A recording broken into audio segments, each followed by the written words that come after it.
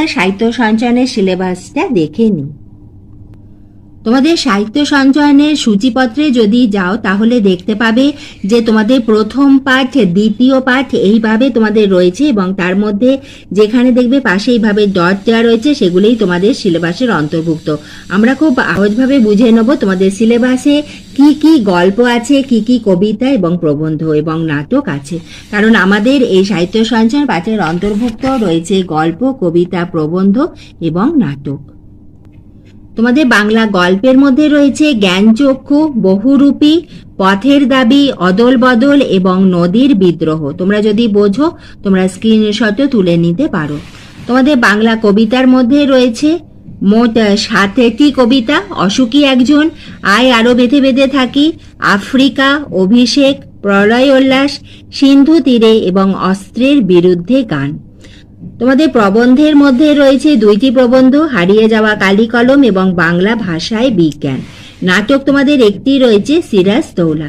এবার আমাদের নম্বর বিভাজনগুলো আমি পাশে লিখে রেখেছি। তোমাদের গল্পতে রয়েছে 15 নাম্বার, কবিতাতে মোট মানে পুরো যত প্রশ্ন, ছোট প্রশ্ন, বড় প্রশ্ন সব মিলিয়ে রয়েছে 15 নাম্বার, প্রবন্ধতে রয়েছে 11 নম্বর, সিরাজ দৌলাতে রয়েছে 4 নম্বর এবং তোমাদের যে কোনি যে বইটি রয়েছে সহায়ক গ্রন্থ, কোনি থেকে তোমাদের থাকবে মোট 10 নম্বর।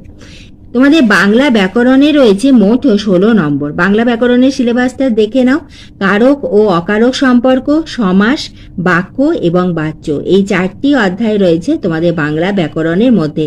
বাংলা ব্যাকরণে আমাদের যে 16 নম্বর রয়েছে সেখানে 8টি এমসিকিউ থাকবে এবং তোমাদের এসএ কিউ 1 মার্কসের এসএ কিউ থাকবে 8 নম্বর। এইভাবে থাকছে মোট 16 নম্বর। এছাড়া থাকছে তোমাদের বঙ্গানুবাদ করো, ইংরেজি থেকে তোমাদের বাংলাতে অনুবাদ করতে হবে। সেখানে রয়েছে তোমাদের বঙ্গানুবাদে তোমাদের রয়েছে 4 নম্বর। এছাড়া তোমাদের নির্মিতিতে রয়েছে কাল্পনিক সংলাপ রচনা এবং একটি প্রতিবেদন রচনা।